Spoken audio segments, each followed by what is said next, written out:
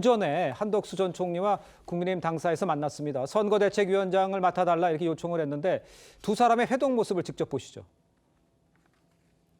정말 죄송스럽게도 제가 당원들의 뜻에 의해서 이렇게 선택이 됐습니다만은 선거는 혹시 제가 잘할 수 있을지 몰라도 국정을 운영하고 또 국민을 통합하고 훌륭하게 이끌어 나가시는 데는 저보다 모든 면에서 많은 경험과 역량과 능력을 발휘해 주시는 우리 한덕수 선배님을 모시고 제가 여러 가지 배우고 또 열심히 해서 우리 경제가 다시 한번 대도약을 할 수 있도록 해내겠습니다. 우선에 제가 할 수 있는 것은 선거대책위원장을 좀 맡아주셔서. 그 문제는 예.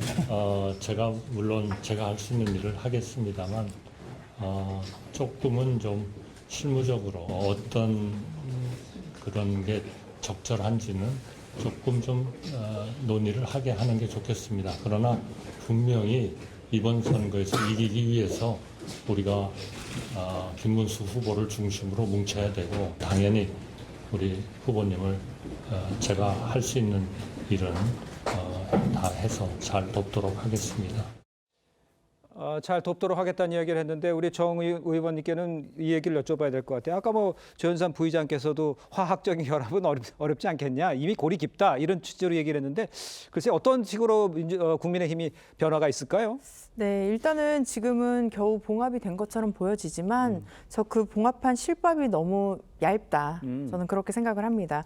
특히 이 단일화가 어떤 자발적인 연대가 아니라 어떤 선거용 봉합처럼 외부의 요인에 의해서 지금 단일화가 되었습니다. 네. 사실은 내부의 후보 대 후보로서 진지한 토론과 어떤 논의가 있어야 함에도 불구하고 그런 과정이 생략된 채 외부의 그런 상황에 의해서 통합이 되었다. 이 부분을 두 사람이 어떻게 화학적으로 결합할지가 굉장히 염려되는 부분이 있고요. 예. 특히 한 총리 같은 경우는 지금 어떤 동의를 한다기보다는 본인이 검토하겠다, 선대위에서 어떤 것을 할지 검토하겠다, 실무진 차원에서 논의하겠다라는 얘기를 했는데 네. 사실은 한덕수 후보가 당신이 대통령 후보였습니다. 그렇다면 이 부분은 실무를 통해서 한다기보다는 실제로 본인의 정치적인 결단, 과감하게 이 자리에서 내가 단일화하고 통합하고 당신을 돕겠습니다. 라는 그런 말을 했었어야 됐던 게 아닌가. 사실 지난 이틀 동안 국민 여러분들이 오히려 밤잠을 설쳤습니다. 예. 국민이 굉장히 혼란스러웠는데 사실은 이렇게 단일화가 둘이 됐다고 해서 지지자들도 그렇게 그냥 하루아침에 화해를 할 수 있을지 염려되는 부분도 있습니다. 알겠습니다. 어떻게 진행이 될지 화학적 결합이라든가 또 같이 움직여서 대선에 참여하는 모습이 이루어질지 한번 지켜봐야 할 문제인데 일단 김문수 후보는 대선 실무를 총괄하는 이 사무총장이죠. 사선에 박대출 의원을 내정을 했습니다.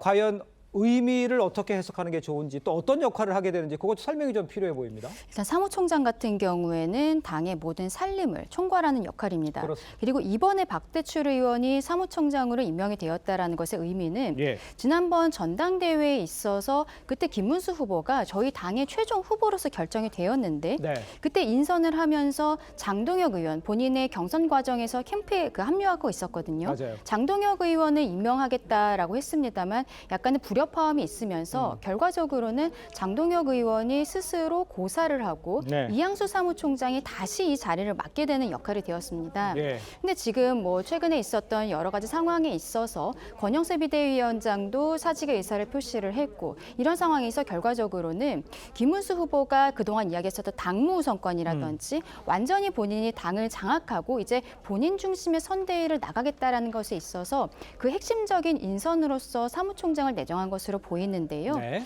앞으로의 과정을 좀 지켜봐야겠습니다만 조금 아까 우리 정 의원님께서는 외부의 상황 때문에 이렇게 화학적인 결합은 어렵지 않겠느냐라고 말씀하셨지만 이건 외부의 상황이 아닙니다. 저희 당원들께서 직접 투표를 하셔서 결정한 것이기 때문에 저희는 여기에 대해서 모두 원팀이 되어야 된다. 그리고 똘똘 뭉쳐서 이겨야 된다는 것에 대한 공감대가 있어요. 그래서 앞으로 박대출 사무총장을 중심으로 해서 여러 가지 인선이 이루어질 것인데 저희 정말 하나로서 잘 되는 모습 보여드리기를 기대하고 있습니다. 알겠습니다. 원팀이 되어야 한다는 이야기를 하는 와중에 있습니다만 이 부분도 한번 좀 짚어봐야 할 것 같아요. 당 일부에서요. 권성동 원내대표의 사퇴도 촉구하는 목소리가 나왔었죠.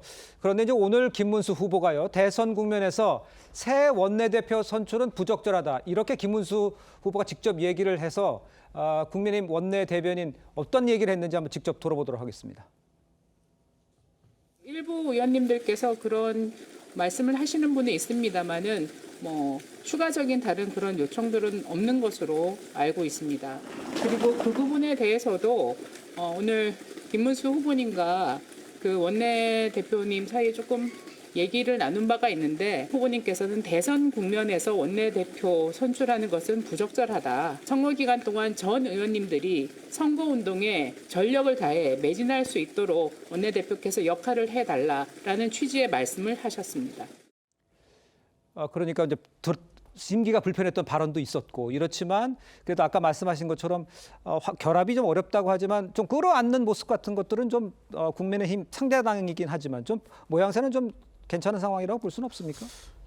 그렇다고 할 수 있습니다. 김문수 후보 입장에서는 어찌됐건 갈등의 골이 깊었던 권성동 원내대표를 사실상 유임시킨 셈이 된 셈이죠. 네. 그렇다고 한다면 그렇게 해석할 수도 있지만 글쎄요, 저는 김문수 후보가 앞서 설명을 드렸던 박태출 의원을 사무총장으로 임명하고 예. 권성동 원내대표를 위임한 것 자체가 과연 전략적으로는 옳은 선택인가라는 생각이 들 수밖에 없을 것 같습니다. 김문수 후보 입장에서는 이제 국민의힘 후보로서 대선을 치러야 돼요. 예. 대선에서 가장 중요한 것은 중도층, 외연 확장입니다. 예. 중도층에 소구할 수 있는 방법 중에 가장 중요한 것은 어떻게 보면 친윤석열계로 가장 대표적인 한 전 총리를 예. 사실상 이기고 이제 김문수 후보가 이제 후보가 되었음에도 불구하고 예. 첫 번째 인사로 지난번 탄핵 반대 집회에 참여하고 탄핵 각하를 요구했던 탄원서에 서명을 한 박대출 의원과 같은 친윤 의원을 사무총장으로 임명한다. 예. 사무총장이라는 자리는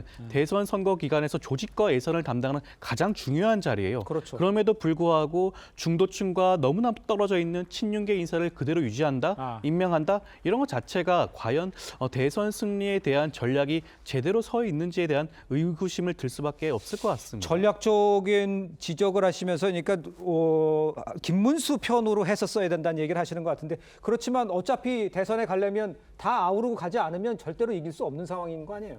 아니, 그것은 사무총장으로서 적임자를 찾는 것이지, 그 정책위 의장도 하고 당의 사정을 잘 알아요. 네. 박대출 의원이. 그리고 이게 뭐 사무총장이 대외적으로 나서서 뭐 선거 지원 요청하고 이런 거 아닙니다. 예. 그래서 탄핵, 뭐 찬성 반대 여기는 별 의미가 사무총장에는 없어요. 당의 조직과 살림을 만든다. 조직과 작업, 네. 그러니까 가장 핵심적인 부분이죠. 그래서 처음에도 그때 그 장동혁 그 위원회로 바꾸려고 했지 않습니까? 이양수 위원을. 예. 그런데 그때 이제 불발이 되면서 서로 감정이 쌓였는데 지금 그 저희들이 뭐 쌍권 지도부 이렇게 이야기 많이 했지 않습니까? 그렇죠. 권영세 비대위원장은 사퇴를 했고 예. 권성동 원내대표는 선출직이에요. 선출직이어서 그 사퇴를 강요를 할 수도 없는 것이고 예. 또 그 김문수 후보 입장에서는 어떻게 보면 이 시금석입니다. 권성동 그 원내대표에 대해서 예. 어떻게 거취를 물러날 것을 요구를 할지 아니면 그걸 아닐지, 이것이 시금석이고 그럼 아주 상징적으로 예. 당 통합을 의미하는 게 되는 것이죠. 권성동 예. 원내대표와 같이 가는 것이.